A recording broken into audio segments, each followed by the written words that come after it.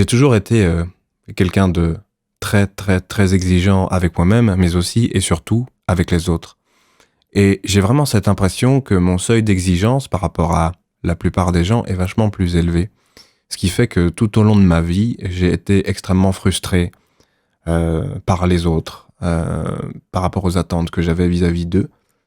Parce que au cours de ma vie, des gens qui ont été à la hauteur de ce que j'attendais d'eux, il y en a eu extrêmement peu. Et d'une manière générale, il est hyper rare pour moi de tomber sur des personnes qui sont à la hauteur de ce que j'attends d'elles. Et c'est une chose extrêmement rageante et frustrante. En fait, pour moi, la quasi-totalité des gens avec lesquels j'interagis, bien sûr, tout va dépendre du niveau d'intensité de l'interaction, mais ces personnes sont très, très, très souvent des vecteurs d'espérance insatisfaite. Et, paradoxalement, j'adore sociabiliser, j'adore discuter avec des gens et interagir avec eux. Tant qu'il n'y a pas d'exigence particulière de ma part vis-à-vis d'eux. En gros, tant que c'est des gens que je fréquente et que je contacte simplement dans un cadre d'échange, de sociabilité, de passer de bons moments sans trop se prendre la tête, ça se passe bien. Et en fait, je crois que c'est ça un des plus gros paradoxes avec moi. C'est que je suis pas misanthrope. En fait, tout serait logique si en fait c'était juste que j'aimais pas les gens, mais c'est pas le cas. J'adore interagir avec les gens, même parfois je me rends compte plus que certains autres youtubeurs même. Moi, je kiffe être en convention, papoter avec les gens, je kiffe me poser au bar et discuter parfois avec des inconnus ou parfois avec les petits vieux de mon village. J'adore ça. Mais dès qu'il y a implication de la personne dans quelque chose d'autre que la simple interaction sociale ou profiter d'un instant T, dès qu'il y a du projet, on va dire, de la projection, j'ai l'impression que l'autre est totalement en dehors de ce que je peux attendre d'elle. Je crois que les premières manifestations de ça, pour moi, elles se sont faites, je pense, dans le milieu scolaire, plus particulièrement dans les travaux de groupe, en fait. Parce que à chaque fois que je devais faire un exposé avec des camarades ou bosser sur un truc à plusieurs, les autres étaient pas foutus de faire un truc solide, construit, équitablement réparti ou autre. Et in fine, c'était plus ou moins toujours moi qui faisais tout de A à Z. Et le pire, c'est que ça me frustrait même pas. Limite, j'avais presque parfois la volonté de tout faire moi-même parce que je savais que les autres allaient foirer ou pas aller dans une direction qui me plaisait. Je suis quelqu'un d'extrêmement dirigiste, en fait, quand je m'y mets. Et je m'en rends compte aussi ces dernières années. Et d'ailleurs, ça donne lieu à des discussions très intéressantes au sein de ma boîte avec mes associés, parce que c'est des mécaniques qui sont en moi depuis de longues années, mais que j'ai fini par conscientiser et du coup auxquelles je fais extrêmement gaffe. Mais en fait, quand je suis sur un projet qui me tient à cœur, sur une chose pour laquelle il y a une implication nécessaire de ma part, il y a forcément quelque chose à donner au monde, à donner au public, à donner aux gens. Quand je sens que les personnes qui bossent avec moi ne partent pas dans une direction qui me conviendrait, j'adopte des raisonnements extrêmement rigides et binaires. Je deviens presque un mini-dictateur au milieu de ma boîte. On en rigole ensemble parce que on dédramatise le truc à mort et j'arrête pas d'inciter les gens qui bossent avec moi à me dire dès que je franchis éventuellement certaines limites. Et je deviens dirigiste, quoi. C'est-à-dire que, en fait, dès que je sens que la personne part pas comme je voudrais, je recadre. C'est non, je veux ça. Et c'est assez dommage parce que, au final, je suis frustré du manque d'initiative des personnes qui bossent avec moi. Mais d'un autre côté, quand ils font trop preuve d'initiative, ils partent absolument pas dans des directions qui me conviendraient. Mais c'est moi le problème. C'est une forme de psychorigidité vis-à-vis de ce que je veux faire qui implique ça. J'ai mis énormément de temps avant de commencer à faire confiance à des personnes pour intervenir sur des choses qui me tenaient à cœur ou des sujets importants.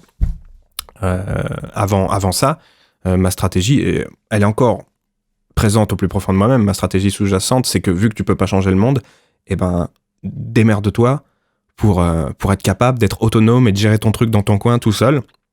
Comme ça, tu peux t'en prendre qu'à toi-même si ça va pas assez loin.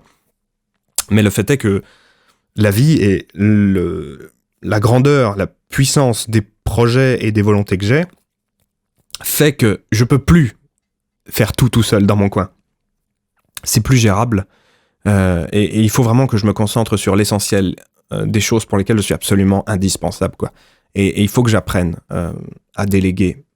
Et c'est une chose extrêmement compliquée qui demande de la maturité et de la confiance. Et la confiance, j'ai beaucoup, beaucoup de mal à l'accorder du fait que, historiquement, dans mon histoire de vie, l'autre est une source de déception quasiment permanente. Un de mes gros problèmes par rapport à ça, c'est aussi que beaucoup, beaucoup de gens adoptent un discours, en tout cas une stratégie, qui a tendance à procéder par le nivellement par le bas. C'est-à-dire, je suis pas capable de faire ça, ou je ne m'en sens pas capable. Pourquoi donc j'essaierais ? Pourquoi j'essaierais de faire toujours plus, toujours mieux, quand je peux niveler par le bas et revoir tous les objectifs à la baisse et faire une version éco plus d'un projet qui voulait être classe, tu vois. Et le pire, je sais que je crois pas que ce soit de la fainéantise, du tout. C'est juste que les gens se sont habitués, ou en tout cas ont grandi, avec des niveaux d'exigence vachement plus faibles. Ou alors n'ont pas du tout de problème à rogner sur leurs exigences, à tirer vers le bas les trucs. Parce que comme ça, tu fournis un effort moindre. Je sais pas, c'est une forme d'économie d'énergie par auto-sabotage. Je précise que c'est moi qui perçois ça comme ça, et que les gens qui font ce choix, consciemment ou non, eux, ils le perçoivent bien entendu pas du tout comme ça. Et ils sont très très contents. Il y a beaucoup de moments où en fait je me rends compte que j'envie ce genre de personnes. J'ai des très bons potes à moi qui arrivent à vivre comme ça et qui sont très heureux comme ça, où t'es en mode niveau d'exigence au minimum presque, et ils arrivent à kiffer, quoi. Ils ont le strict minimum qu'il leur faut pour être heureux, parce qu'ils ont abaissé, ou en tout cas leur jauge de bonheur est plus basse que chez moi. Et parfois j'ai vraiment l'impression que la mienne, elle est tellement haute que je vais mettre des siècles à la remplir, qu'il me faudra plus d'une vie pour la remplir, ce qui est chiant en vrai, mais et moi je suis pas câblé comme ça, quoi. Je suis pas capable de me contenter de peu. Beaucoup de gens me disent ouais, mais c'est un travail sur soi, non, moi je veux faire des trucs énormes. Et ce qui me fait chier, c'est que j'ai l'impression d'être entouré de gens qui mollo, on finit à 16h, t'inquiète, on verra demain. Moi, quand je suis à fond dans un truc, je suis à fond, quoi. Et j'ai vraiment l'impression que je suis une forme d'exception, quoi. C'est tellement de gens qui sont en mode pépère, on profite, on prend le temps. J'aimerais être comme vous, putain. J'y arrive pas. Ça m'obsède en permanence. Avant de m'endormir, je pense aux trucs que je veux faire. Quand je me réveille, je pense aux trucs que je veux faire. Quand je bosse et que j'ai des éclairs de fulgurance, je suis à fond. Je peux parfois ne pas ressentir l'envie de manger ou de dormir pendant des heures et des heures tant que je suis sur un truc qui me fait vibrer.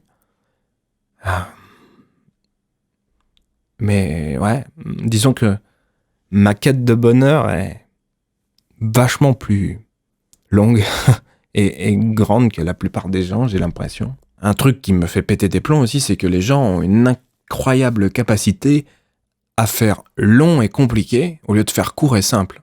Et pour plein de trucs, pour plein de trucs. Et ça me fait péter des câbles, surtout quand c'est sur des sujets que je maîtrise et que je sais pertinemment que moi, à la place des gens, je ferais un truc mieux, plus vite. Mais genre, beaucoup mieux et beaucoup, beaucoup plus vite. Ou en tout cas, le même truc, je te le ferais en 10 fois moins de temps. Pour plein de trucs. Plein de sujets différents. Et je comprends pas. Ça me fait péter des câbles. Sur plein d'aspects. Et même pour... je sais pas, si ça vient du fait que j'ai une capacité de synthèse qui me suit depuis tout gamin, que j'arrive à résumer en des choses extrêmement simples, en une série de petites métaphores, des choses qui sont effectivement complexes, mais qui peuvent être simplifiées à l'extrême, parfois. En tout cas, quand on a compris la complexité, je peux t'autoriser justement certaines formes de simplicité. Et moi, j'arrive très facilement à, quand j'ai compris la complexité d'une chose, avoir la version extrêmement simple, mais parce que j'ai compris la version complexe. Et les gens restent sur la version complexe. Tu sais, c'est comme si t'avais une espèce de, je sais pas, de rivière extrêmement profonde avec des crevasses, tu vois, qui sépare deux villages, tu vois. Et en fait, il y a une jonction, il y a un petit bout de montagne qui est à plusieurs kilomètres, et du coup, il faut se farcir une route de 10 ou 20 kilomètres. Moi, je fais partie d'un groupe de gars, tu sais, qui est dans le village, qui dit, mais pour rejoindre le village voisin, les gars, on n'a qu'à faire un pont.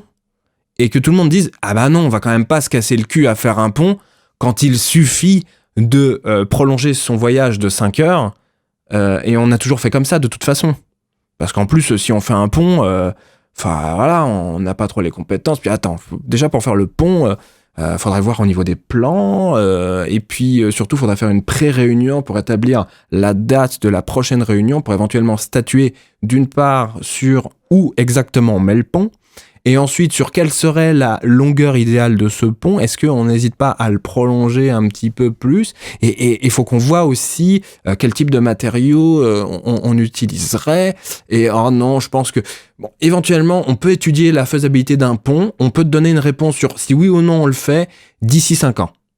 J'ai vraiment l'impression que énormément de gens fonctionnent comme ça. C'était une métaphore, ça, mais pour plein de problématiques en fait. Pour plein de problématiques, les gens refusent de faire des ponts. Ils préfèrent faire le tour. Parce que c'est plus simple, tu marches. Tu marches bêtement, et au bout d'un moment, tu arrives à destination. Tu suis la route, tu t'en fous que ça dure 5 heures de plus, tu suis la route. Pourquoi tu veux faire un pont? Ça coupe le truc. Non, voilà. On marche pendant 5 heures de plus. Voilà, c'est vraiment comme ça que je perçois une immense majorité des gens. Mais ce pont-là, c'est une métaphore de la simplicité pour accéder à quelque chose. Je sais pas si vous voyez ce que je veux dire. Et les gens préfèrent la route de diplôme, quoi. Et j'ai vraiment l'impression que dans les sociétés occidentales, d'une manière générale, on est dans une forme de déni de la simplicité à bien des égards. C'est-à-dire que une chose simple est forcément pas sérieuse. C'est-à-dire que non, les trucs qui sont professionnels, qui sont bien faits, sont forcément des choses extrêmement complexes, extrêmement sérieuses, parce que le sérieux c'est le complexe, et qui prennent du temps, beaucoup de temps à être mises en place, pour au final, de par leur complexité, simplifier les choses. Puis tu vois, c'est complètement con, quoi. Et j'ai vraiment l'impression que c'est horrible, parce que c'est une espèce de petite mélodie qui retentit en permanence à bien des égards dans nos sociétés, et dès qu'un mec fait des choses simples qui marchent, les gens sont tous sur le cul, quoi. C'est que pour avoir l'air sérieux avec un projet simple, t'es obligé de faire semblant qu'il est extrêmement complexe, extrêmement long à mettre en place et tout. C'est horrible. Oui, mais voyez-vous, nous sommes extrêmement sérieux. Nous avons des projets à 10 ans qui pourraient être faits en 2 semaines. Hein. Mais voyez-vous, le long terme, c'est aussi cela, n'est-ce pas? Le sérieux, c'est des projets à 10 ans. Non, le sérieux, c'est de projeter des séries de choses simples sur les 10 prochaines années pour arriver à un résultat vers lequel tu veux tendre, en fait. J'ai vraiment l'impression qu'il y a énormément de gens que je décris depuis le début, qui me frustrent un peu, qui ont des niveaux d'exigence, comme je l'ai dit, relativement faibles, mais qui, pour faire sérieux, font semblant d'avoir des niveaux d'exigence extrêmement élevés, mais vu qu'ils sont pas doués, ils complexifient à mort les choses extrêmement simples auxquelles ils aspirent. Et ils les complexifient non pas en rajoutant des étapes supplémentaires, véritablement, mais en faisant des redites permanentes, des redondances systématiques, des procédures pour arriver à la chose simple. Moi, je crois que c'est ça qui me frustre le plus, c'est les gens simples qui, très objectivement, font des choses simples et qui se sentent obligés de faire semblant qu'elles sont extrêmement complexes, parfois même s'auto-persuadent qu'elles sont complexes, et pire encore, le vivent comme des choses complexes. Et en fait, c'est bateau ce qu'ils font, c'est bateau as fuck, et n'importe quel mec qui veut bien prendre le temps, 5-10 minutes, qu'on lui explique, il sait faire pareil. Mais ces personnes-là, elles vont se sentir obligées de s'habiller, de se draper d'une fausse supériorité morale ou intellectuelle vis-à-vis de ce qu'ils font, en mode je suis tellement supérieur parce que, vois-tu, je fais des choses extrêmement complexes en beaucoup de temps, alors que le mec, c'est un touche-bouton. C'est un touche-bouton, c'est... Le gars, il coche des cases, il remplit des Excel, il fait des PowerPoint, et il va te faire croire que pour être capable de faire ce qu'il fait, il faut des années d'études, et t'auras jamais le niveau, et puis t'auras jamais son salaire, hein, parce que évidemment, c'est très bien payé. C'est une sorte de mythomanie inconsciente, je sais pas, mais et je crois que ces gens-là sont ceux qui le font le plus de mal à la société. Je parle pas des gens qui font factuellement des choses extrêmement complexes et qui, dans tous les cas, tu pourras pas comprendre ce qu'ils font, ou en tout cas, eux pourront peut-être te l'expliquer, te le vulgariser, mais effectivement, il te faudra des années pour maîtriser leurs trucs et comprendre ce qu'ils font et tout. Mais il y a tellement de gens qui font des trucs bateaux as fuck, qui se sont retrouvés là par un concours de circonstances ou par des jeux de relations, et qui te font passer ça pour du mérite, et genre, ouais, je mérite d'être là parce que je suis un bosseur, t'es un putain de mec qui coche des cases et qui réfléchit pas, tu réfléchis pas, t'as une mémoire de cheval, c'est tout, t'as une mémoire de cheval, et tu recraches ce qu'on te dit de recracher en permanence, et tu fais la même chose tous les jours, avec des chiffres différents, mais c'est le même truc. Il y en a tellement des gens comme ça, bordel de merde. Je reprécise encore une fois, parce que à chaque fois que je fais des vidéos dans ce genre, où j'essaie de pousser des réflexions, etc., statistiquement, il y a forcément des gens qui réfléchissent pas à des masses et qui s'arrêtent à des phrases que j'ai dit et qui comprennent pas ce que je dis et qui comprennent de travers et qui interprètent mal et qui s'énervent. Je dis pas que si vous faites ce genre de job, vous êtes forcément une personne mal intentionnée, mauvaise, que vous êtes un mythomane. Je dis que si vous faites ce genre de job et que vous vous drapez d'une fausse supériorité, là ouais, vous êtes un trou du cul. Mais si vous assumez totalement ce que vous faites et que vous avez intériorisé le fait, et que en tout cas vous êtes de bonne foi dans votre manière d'aborder ce que vous faites, pas de problème. Mais ne vous drapez pas d'une fausse supériorité. C'est ça que je veux dire. C'est ça le propos. Il y a tellement de gens aussi qui ont des envies de brillance, tu vois, de briller, d'être remarqué, d'être vu. Moi, en un sens, j'ai cette envie-là, mais justement, je suis en adéquation avec ça, puisque j'essaie de faire des projets et de diriger ma vie dans ce sens-là, pour que je sois légitime à briller, ou qu'en tout cas je construise cette brillance. Mais il y a beaucoup de gens qui, eux, espèrent briller à partir de rien, ou sans faire d'effort, et après qui viennent chouiner, se plaindre qu'ils ne récoltent pas toute l'attention qu'ils estimeraient mériter, alors qu'ils n'ont rien à proposer aux gens. et ça, c'est horrible. C'est horrible, parce qu'en plus, à la base de ça, moi, typiquement, à la base de ce genre de comportement, je pense que, en tout cas, c'est mon cas, il y a une espèce de peur de l'abandon et de peur de ne plus compter. Moi, c'est quelque chose qui me hante et qui est en espèce de toile de fond de ma vie. Et c'est pour ça que je m'emmerde à faire des trucs destinés à être remarqués, à être vus, à toucher les gens, etc. Parce que j'ai cette espèce d'obsession du souvenir et de la durabilité de ce que je fais, de laisser des choses derrière moi, suite à mon passage sur Terre, etc. Mais il y a des gens qui ont aussi, tu vois, cette espèce de même peur, qui du coup se manifeste aussi par une forme d'envie de brillance, mais qui ne font rien de brillant. et malheureusement, ça en fait des personnes relativement mauvaises, qui crachent sur les autres, ça, qui les rabaissent, parce que eux ne sont pas capables de se hisser plus haut, alors ils écrasent les autres, et ils font une espèce de montagne de cadavres de gens qu'ils ont abaissés pour se hisser dessus, tu vois. Et ça, je pense, c'est une déviance de l'envie de brillance. C'est une des déviances de l'envie de brillance. C'est la mauvaise canalisation de certaines peurs. Et voilà, moi c'est comme ça que je me traite. Je traite ma peur de l'oubli, ma peur de l'abandon, par le travail et la volonté de brillance, par le travail et par l'accomplissement de certaines choses que je fais de mon mieux pour qu'elles touchent les gens, quoi. Qu'elles touchent les gens, qu'elles soient remarquées. Voilà, je commence un peu à divaguer, à partir dans d'autres thématiques, mes habituels tunnels, une idée en entraîne une autre toujours. Je ferai sans doute, je pense, une vidéo justement sur l'envie de brillance, le rapport à la célébrité, des choses comme ça, un peu plus tard. Je crois que j'ai un peu fait le tour de la question que je voulais aborder en première instance dans cette vidéo. Je vous remercie d'avoir été là avec moi, d'avoir passé un peu de temps à m'écouter. J'espère que vous avez trouvé ce que j'ai pu dire intéressant. Si c'est le cas, n'hésitez pas à lâcher un petit pouce bleu, à mettre un petit commentaire. D'ailleurs, si ce n'est pas le cas non plus. Si vous voulez soutenir mon travail, le lien de mon Utip est dans la description de cette vidéo. Voilà, n'hésitez pas à vous abonner, activer la cloche, tout ça, tout ça. Sur ce, les amis, je vous embrasse et je vous dis à bientôt pour de prochaines vidéos. Ciao les copains.